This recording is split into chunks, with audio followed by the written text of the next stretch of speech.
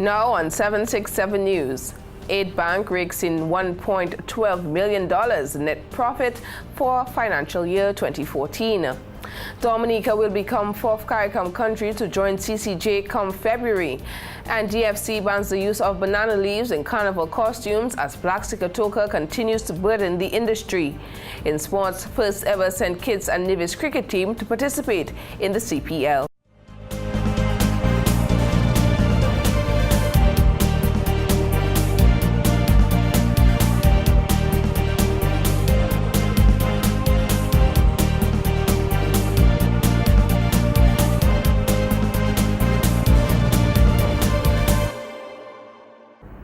Welcome everyone, I'm Alicia George and you're watching 767 News, Dominica's #1 news source.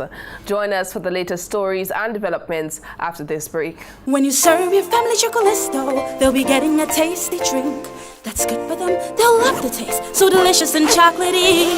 With vitamin A, B1, B2, B3 and vitamin D. With niacin, calcium and iron too, they will drink nutritiously.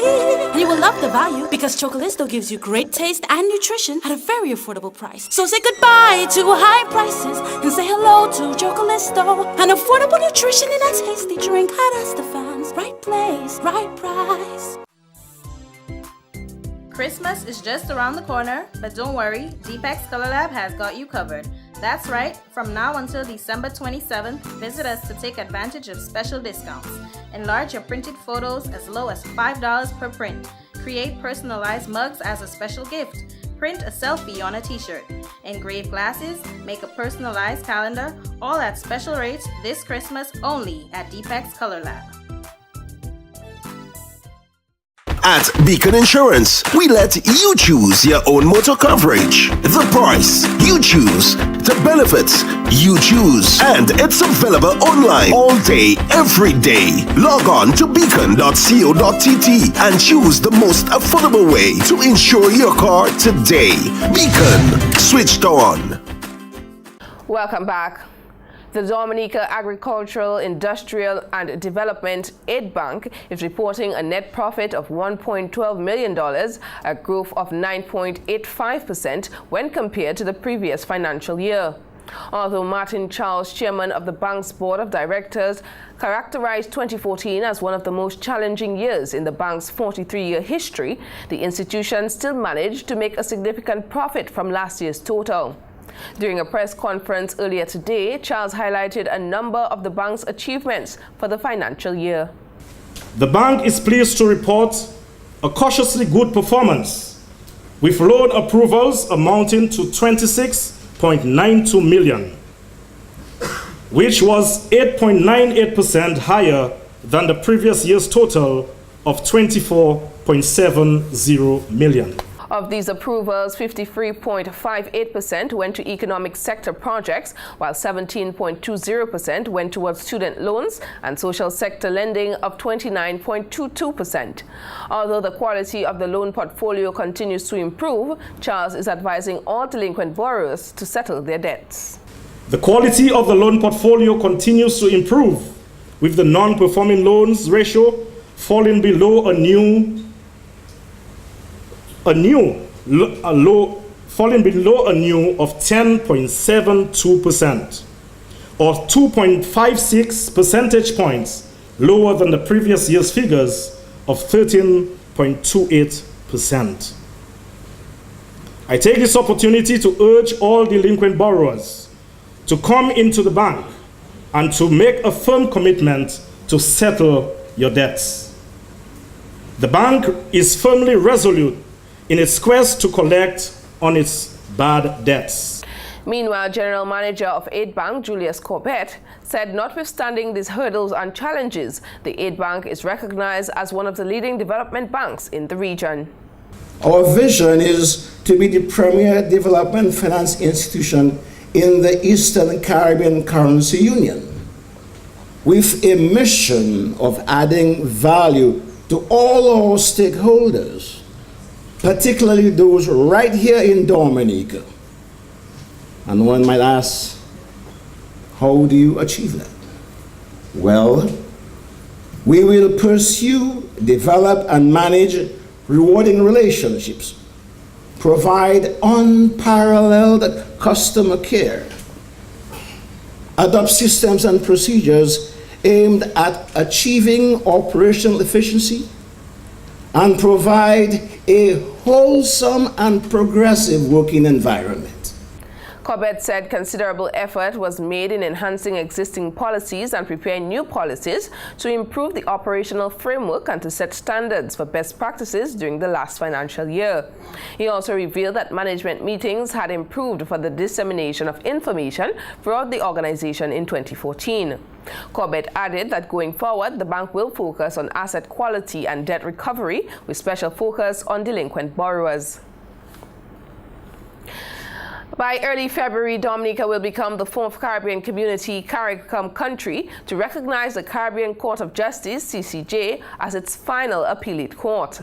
Speaking on state-owned radio station DBS on Monday evening, Honorable Prime Minister Roosevelt Skerrit told the nation that although there are some administrative matters being worked out, the court is expected to come into full effect by early February of 2015. Dominica will join Barbados, Guyana, and Belize as members of the original and appellate jurisdictions of the CCJ, which was established in 2001 to replace the London-based Privy Council as the region's final court. In its original jurisdiction, the CCJ will act as an international tribunal, interpreting the revised Treaty of Chaguaramas that governs the 15-member regional integration movement, while in the appellate jurisdiction, it will serve appeals as a court of last resort in both civil and criminal matters from those member states which have ceased to allow appeals to the Judicial Committee of the Privy Council, JCPC.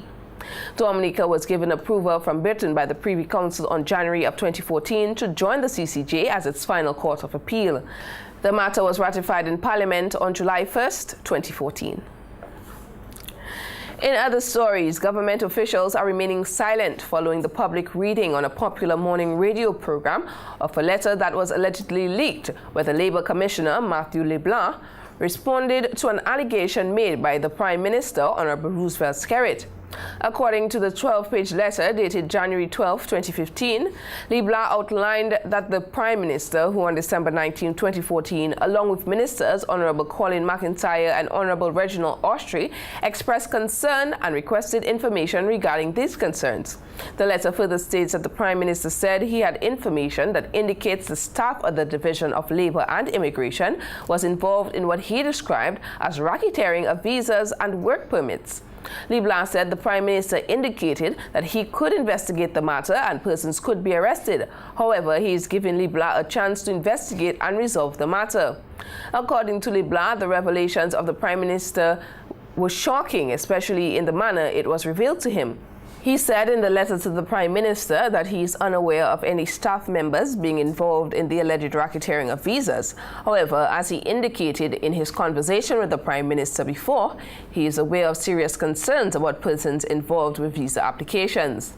LeBlanc added the information and intelligence he has obtained about the visa applications was shared with relevant government authorities.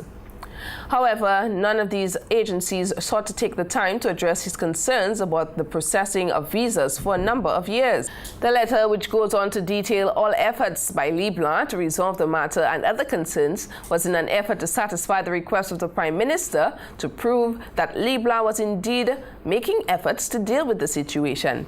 When contacted by 767 News, LeBlanc denied an interview request on the matter, stating that the letter was leaked and was not intended for the public. Numerous efforts to contact the Minister for Justice, Immigration and National Security, Honorable Rayburn Blackmore, proved futile. However, 767 News will provide an update as soon as more information becomes available. Building costumes from banana leaves are banned during carnival celebrations as fear for the increased spread of black Sikatoka rises. More details of these and other stories when 767 News returns. The Caribbean can feel like paradise, yet natural hazards do come our way. During eruptions, millions of tons of ash and rock fall on the flanks of the volcano. The next heavy rain may bring this material down the valley and destroy much in its path. This phenomena is called mudflow or LAR. LARs are very dangerous. After an eruption, avoid crossing valleys during and following heavy rainfall. Digicel Play wishes to advise all customers of ongoing upgrade works on our network across Dominica. We are aware that some customers may be experiencing interruptions in their service. Please be informed that the ongoing works will be carried out over the next few months as we upgrade to the next generation of broadband technology. As such, we apologize for any inconvenience caused. Our technical team will attempt to reduce any outages to a minimum. We thank you, our customers, for your patience and look forward to launching new products to Dominica over the coming months.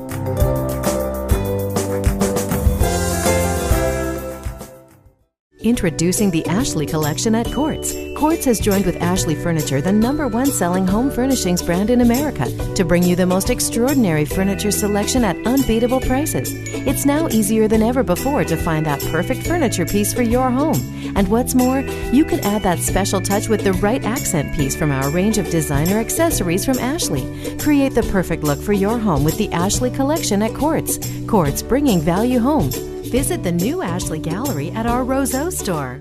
Sunburst and High Five juices are bursting with flavor and happiness. Each can gushes with the flavor of the great taste of pure orange juice and the fruity flavors of the guava passion, pineapple, and cherry berry drink. And each drink delivers the happiness of a great price. Available in the convenient, easy open cans so that you can just pop the can and drink up. Quench your thirst with a full line of pure juices and fruit drinks. For breakfast, lunch, dinner, or just when you need a refreshing drink to keep you going, High Five and Sunburst juices and fruit drinks are a great choice. And because they are available from Asafan, you know they'll be priced right. Asafan, right place, right price. Thanks for staying with us.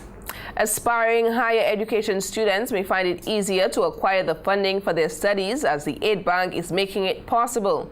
Josephine Deschaussee Tit, Aid Bank Special Projects and Communications Coordinator, advised high school students during a University of the West Indies open house on Monday that the bank provides loans for education. The bank funds diplomas, certificates, associate degrees, online studies, bachelor's degrees, master's programs, various training exercises, and even your PhD when you're ready to do that.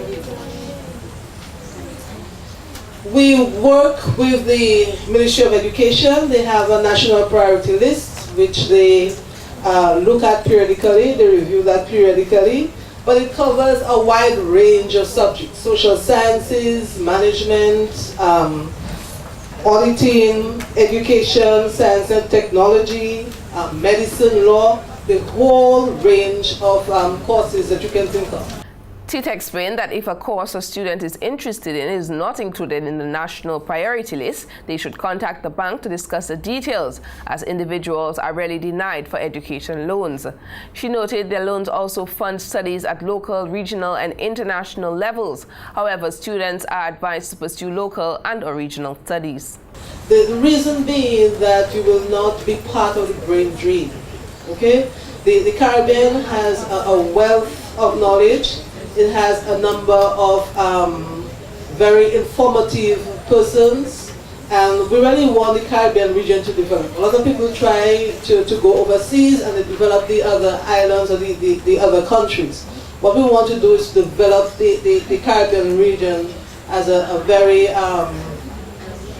diverse area, right? So that our intellectuals can come back and help enhance our economic well-being, our social way of life, our cultural heritage, and all of that. So we like to give priority to local and regional financing.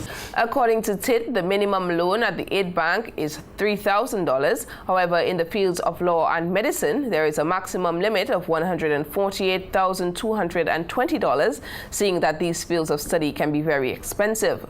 Other loans have a limit of $121,270. These include studies in the field of project management, information technology, and education. There are basic requirements that you would need for a loan application, particularly if you're going to study in the region or extra-regionally. And we normally ask for medical certificates, and there are reasons for that.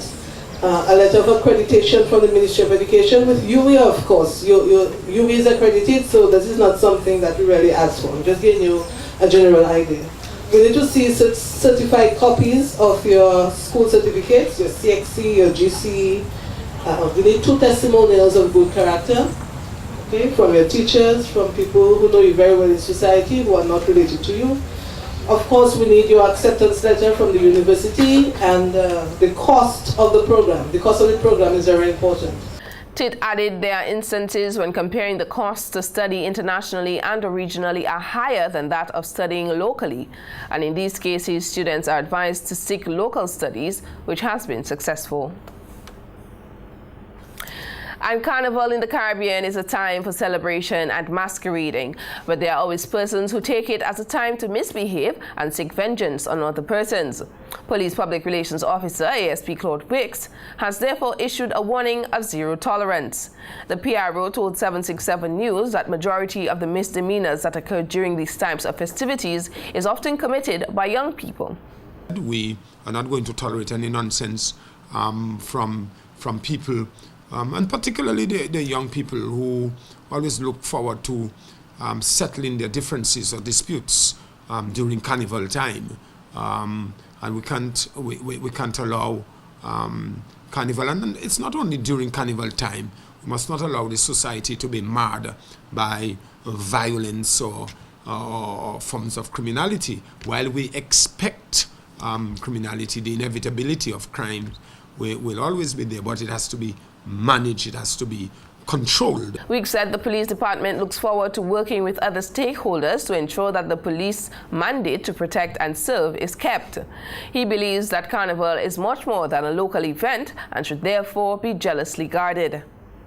At the end of the day, the Carnival right now in Dominica, it's not only in my view, just the normal Carnival. It has a tourism aspect to it, you know. Foreign exchange, there's an economic gain aspect of Carnival. So we've got to jealously guard that. ASP Wicks said anyone in violation of the law will be dealt with accordingly. In other stories, despite efforts to control the disease by the Ministry of Agriculture, supported by the government, Black Sikatoka is now a major problem on the island. This is according to coordinator of the Black Sikatoka Management Unit, Carol Sevre Abraham, who made the statement during a media press conference of the Dominica Festivals Committee on Wednesday. Presently, Black Sikatoka is island-wide, and it's affecting bananas and plantains. Actually, it's caused by a fungus which affects the leaves of those trees. And if the leaves are not there to do their work, then the bunch is affected, the production goes down, and as a result, the economy suffers. So that's where we're at. Okay, but it's a disease which has been in all the other banana-producing countries. They've had the disease, they've suffered like us, and they've bounced back. It can be managed. And to do that, everybody has to come on board. It's not just as people think, you spray, spray, spray. There are a lot of other components to the management of the disease. Abraham noted the disease is spread by rain, wind, and human beings with the movement of contaminated plants from one area to another. Also, you find that we have this tradition of using the dried material to package our bunches to take them to the market or to the port. We have discouraged that, because actually it's an illegal practice. It's a quarantine thing. We do not want people moving the leaves, the dried leaves, from the field to the port or the market. We have recommended that people use a thin piece of foam, about 1 inch, to cushion their bunches. Now, since we're on dry leaves, it takes us to Carnival, we know that traditionally we have used the dried banana and plantain leaves to make one of the Sensi costumes. It's a tradition. But because of the Black Sikatoka problem we're experiencing, we have to ask that people desist from doing that. She said although the leaves are dried, the fungus is still alive in the reproduction stage on the leaves. Abraham explained when these dried leaves are used to package green bananas to transport to the port of market, the fungus spores, which are invisible to the human eye, are spread by the wind, infecting uninfected areas. So similarly, if you go and collect those dried leaves in a field, you transport them to where you're going to make the costume, then you put that costume on you and you're in the band, you are also helping to spread the disease. Okay, so like last year, we are even emphasizing it more this year to please leave the dead disease leaves in the field, the banana and the plantains. She added, under the Plant Protection Act, fines of up to $5,000 can be imposed on anyone found guilty of moving the dead banana and plantain leaves which aid in the spreading of black sigatoka. A prison sentence of 6 months can also be imposed on perpetrators. And the Grand Bay Village Council will once again hold its annual Braff on the Boulevard event at 8 p.m. on Friday, January 30th, as part of events scheduled for the celebration leading to Masgwabe 2015. Edward Regis, coordinator of the event and chairman of the Grand Bay Village Council, said this pre-carnival lime has been a staple event in Grand Bay's carnival celebration. We have a pre-carnival event, and that event is called Braff on the Boulevard. You would know that the council would have been organizing that activity for many years now, and so this year we decided to resuscitate that activity. And I will tell you that Braff on the Boulevard is an exciting street lime in Grand Bay. It's an exciting street party, and it is brought together with the best of Dominican music. 4 major bands are expected to perform at the Braff, including Midnight Groovers, the Ecstasy Band, First Serenade, and the Triple K Band. As expected, local cuisine will be served in abundance. Regis said Masgwabe has always been a wonderful traditional celebration of the real Mass. When the traditional carnival or the traditional Mass was abandoned by most of Dominica, Grand Bay treasured that heritage, particularly in the form of the Sanse costumes and other traditional Mass. And we did so, at the risk of, breaking the law. But we treasured it because we felt that it was part of us, it was our African heritage. And so we are happy that today Dominica is able to embrace the traditional Mass once again. According to Regis, Grand Bay must be recognized for the role it played in preserving the real Mass, as he invited the public to attend. Subsequent to the pre-Mass activity, the official opening of Mass Grand Bay will take place on February 7th.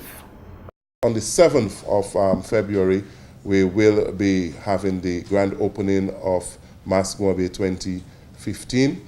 And that, of course, takes the form of a parade from the community center down to Matutus Park through the main street in Grand Bay called the Lally. And, of course, on parade will be the contestants of various shows that will be organized or that is being organized in Grand Bay. You have a princess show being put up by the Grand Bay Primary School. You have the annual Miss PCSS. You have Old Mass, where we're bringing back Papi Show weddings and the likes. We also have a Calypso show that we also bringing back. For years, Grand Bay has maintained an annual Calypso show. It went off the tracks a bit, but we're bringing it back with 11 finalists this year. Of course, the celebration will conclude with a Carnival Street jump up on Monday and Tuesday on the streets of Grand Bay. And that's it for local news. The latest in sports news is coming up next with Larry, so stay tuned.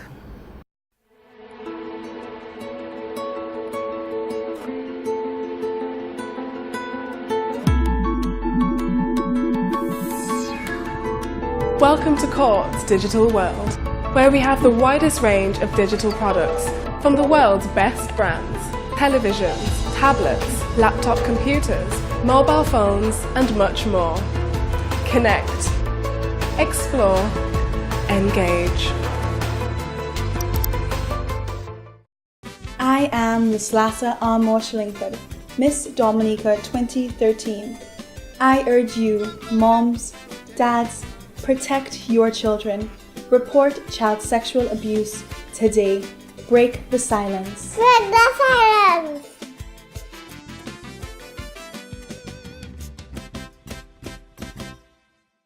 When you are insured with United Insurance, you know what it feels like to feel this safe. Choose the financially strong regional insurance company with the strength and stability to protect your prized possessions. Our AM Best Excellent rating means that we have the financial strength and stability to protect your prized possessions. Rely on the company that understands your needs for property, motor, business, and marine insurance. You're in safe hands with United Insurance. Good evening and welcome to 767 Sports.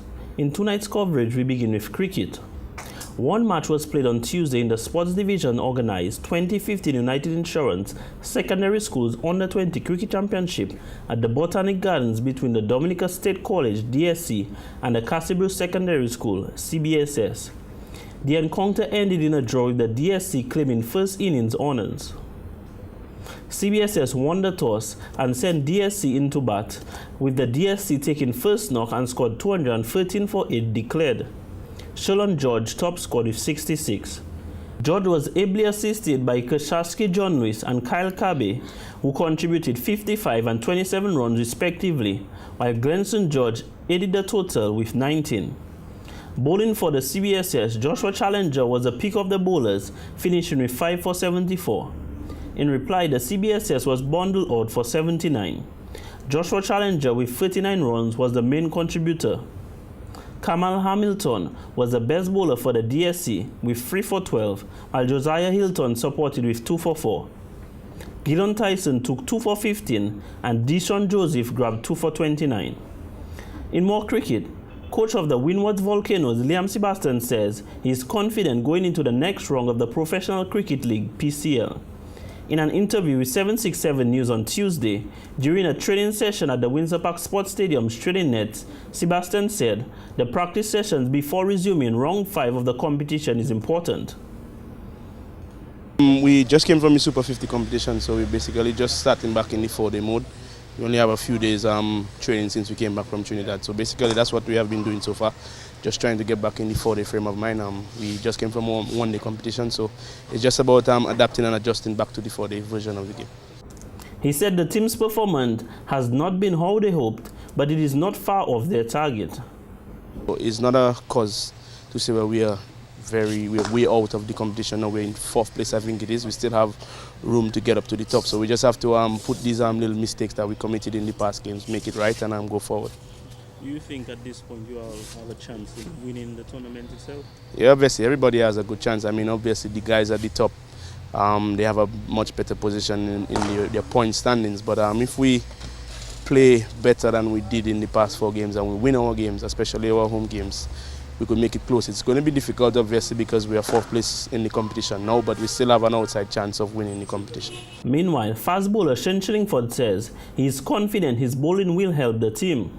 We've been playing some good team cricket. The 2 games that we lost, unfortunately, it was close games that we could have pulled, but we just didn't have the killer instinct.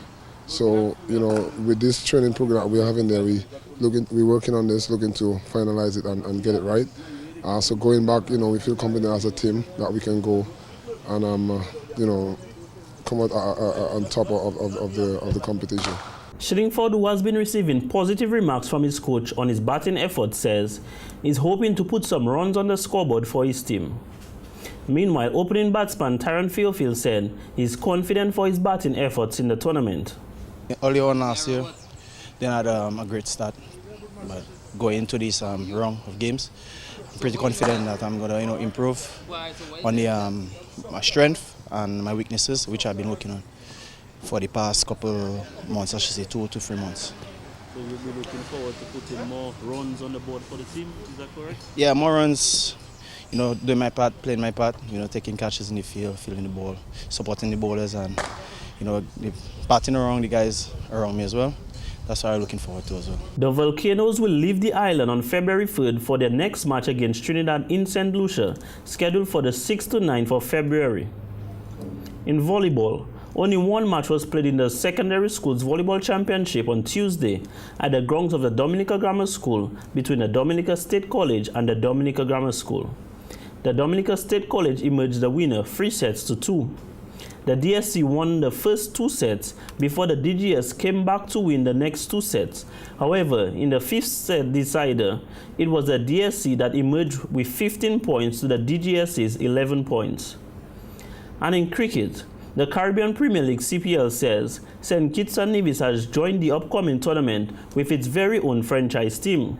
This new team is a result of strong support from the government of St. Kitts and Nevis, as well as support from the local business community, who are keen to enjoy the benefits of hosting a CPL team of their very own. St. Kitts and Nevis' Minister of Sports, Glenn Phillips, said last year the government of St. Kitts and Nevis was delighted to support the CPL by hosting the semi-finals and final, as well as a series of neutral games. That partnership reaped great rewards as St. Kitts and Nevis enjoyed a significant return on investment, with the economy benefiting to the tune of $26 million, exceeding the expectations.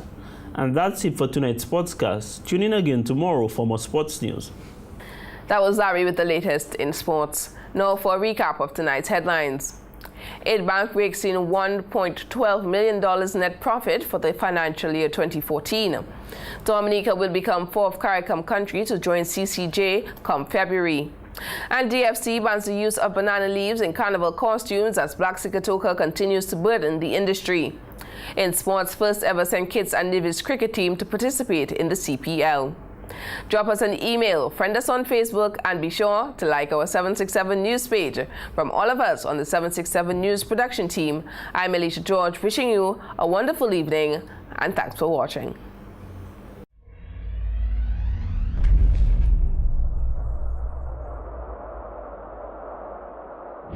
Boom, Miss and I, it's my time to get on bad when I jam in at everybody. Come celebrate with me, but if you don't know me yet, don't worry, man, we go take a jam in a party. Yeah, put one hand in the air. 767 News.